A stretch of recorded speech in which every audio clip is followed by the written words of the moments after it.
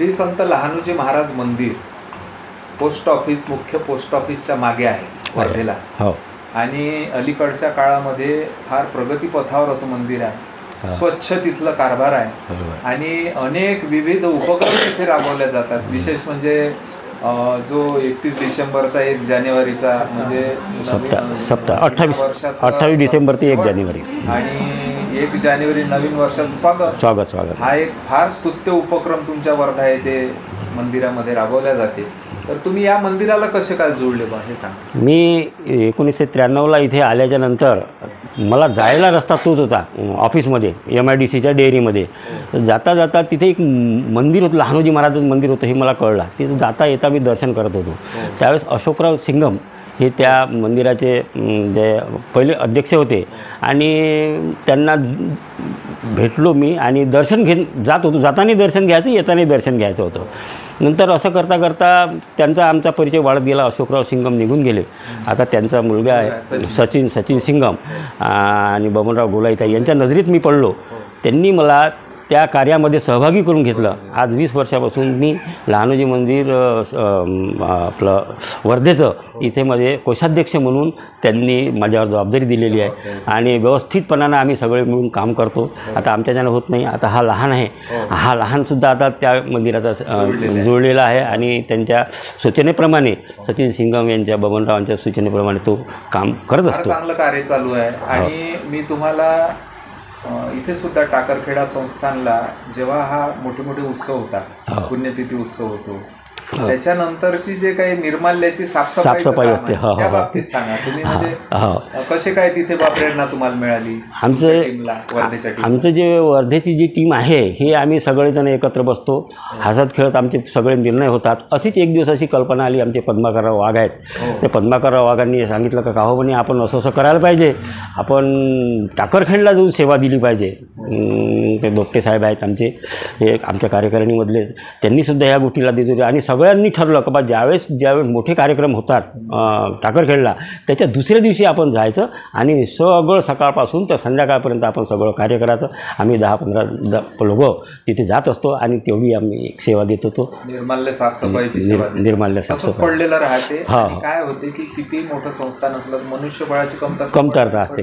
एक प्रकारची सेवा आहे, फार मोठी सेवा आहे.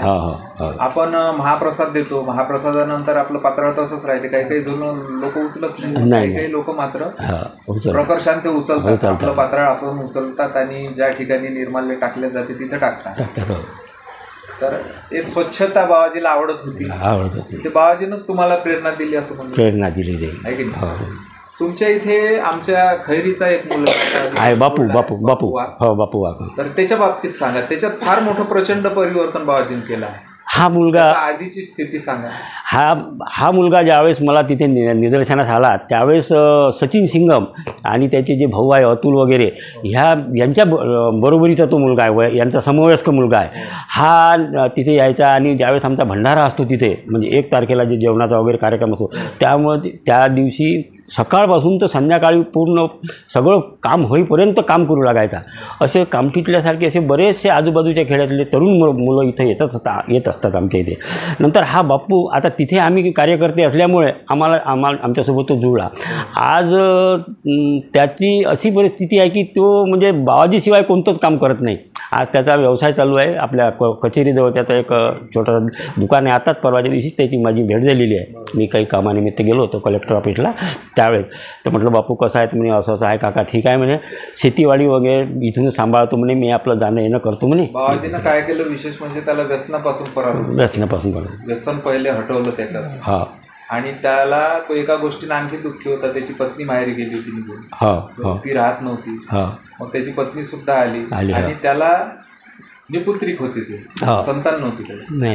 तब्बल जवळपास 14-15 वर्ष झाले असावी. आता त्याला एक चांगलं कन्यारत्न दिलं बाबाजी. हे बाबाजीची कृपा आहे. आजच मला तो त्यांना भेटला. योगायोगात मला आठवलं तो दररोज पहिले आपल्या जे काही दुकान आहे त्याचं कचेरीचं दुकान उघडण्याच्या आधी बाबाजी पहिले दर्शन घेतो. दर्शन घेतल्यावर दुकान उघडतो. आणि तुमच्या या उपक्रमामध्ये सेवाधारी उपक्रमामध्ये तो पुढं राहतो एकदम. तर तुम्ही लहानोजी स्वानुभव या चॅनलबद्दल बोलायची इच्छा व्यक्त केली. बरोबर आहे. सहसा आम्ही प्रसिद्धीपासून दूर आहोत. बाबाजींना विनंती केली का आम्हाला लहानात लहान बनवून ठेवा. तुम्ही तो स्वतः लहान बनवा, त्याच्यामुळं त्या पद्धतीचं ठेवा, आमची तेवढी एक इच्छा पूर्ण करा.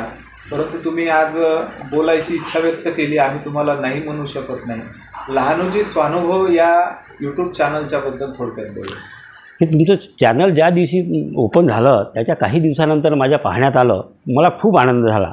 कारण की 10 वर्षाच्या अगोदर ह्या बाबतीत चर्चा झाली होती. आमची कळमेश्वरला जे आमचे नाथे आहेत, नाथे यांच्याकडे आम्ही गेलो होतो. त्यांच्या त्या कार्यक्रमाला आमचं पूर्ण मंडळच गेलं होतं, वर्धेचं लहानोजी सेवा मंडळ.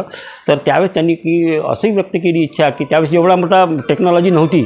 त्यांनी अशी इच्छा व्यक्त केली की आपल्या बाबाजीची काहीतरी प्रसिद्धी झाली पाहिजे. तर ते तुमचं हे चॅनल पाहिल्याबरोबर माझ्या लक्षात आलं का हे आपोआप घडून राहिलेलं आहे.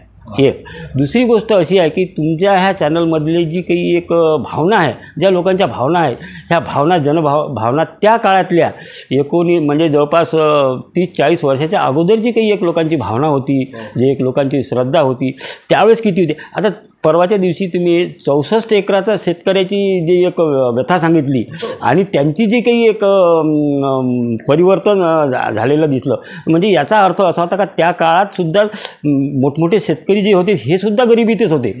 तर हा एक अनुभव मिळतो. आणि बाबाजीवरली जर श्रद्धा अपार असली तर ह्या लोकांना काय झालं, बाबाजी खूप देणार नाही, काही नाही, फक्त आपल्या मनाला समाधान ठेवा आणि त्यांच्यावर श्रद्धा ठेवा. ह्या 2 गोष्टी जर ह्या तुमच्या माध्यमातून आम्हाला शिकायला मिळाल्या, आमच्याबरोबर ह्या मुलांनाही असं वाटते का हे काय असं काय नाही, हे अनुभवून पाहते, स्वतः अनुभवून पाहते. आता हे नवीन पिढी कशी आहे की हे प्रॅक्टिकल पिढी आहे, हे अनुभवून पाहते. अनुभव असल्यावर आपोआप विश्वास ठेवते. हा एक त्याच्या तुमच्या तुमच्या नजरेमधून ऐकते, त्याच्यामुळे त्यांचा विश्वास बसतो. मी किती सांगितलं असतं तर विश्वास बसला नाही, पाहिलं का बाबाजी, नाही, असे प्रश्न निर्माण होते आणि शंका तयार होते.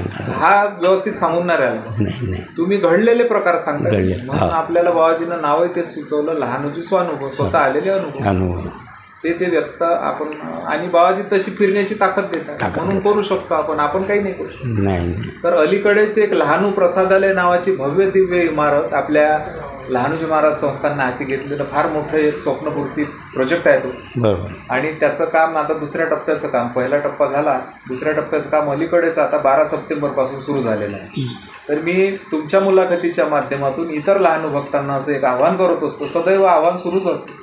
आणि हे बाबाजीनं बोलायला सांगितलेलं आहे, कोणत्या संस्थांच्या पदाधिकाऱ्यांना नाही, विश्वासस्थानं नाही, किंवा कोणच नाही आपल्याला सांगितलं. बोलता बोलता अशीच मुलाखत घेता घेता सहज वाक्य निघालं. मग मी त्याच्यावर विचार केला का बाबाजीनं बरोबर असतं बोलायला लावलं. तर त्याच्यामध्ये फुल नाही फुलाची पाकळी आपण सहकार्य केलं पाहिजे बा, हे एक असं आव्हान प्रत्येक मुलाखतीत आपण करत असतो, तुमच्या सुद्धा मुलाखतीत करतो. आणि तुम्ही जे काही अनुभव सांगितले, फार सुंदर असे अनुभव सांगितले, संपूर्ण कुटुंबावर अक्षरशः तुमचा आशीर्वाद आहे बाबाजीचा. याबद्दल मी तुमचा आभारी आहोत. जय लहानोजी महाराज की जय.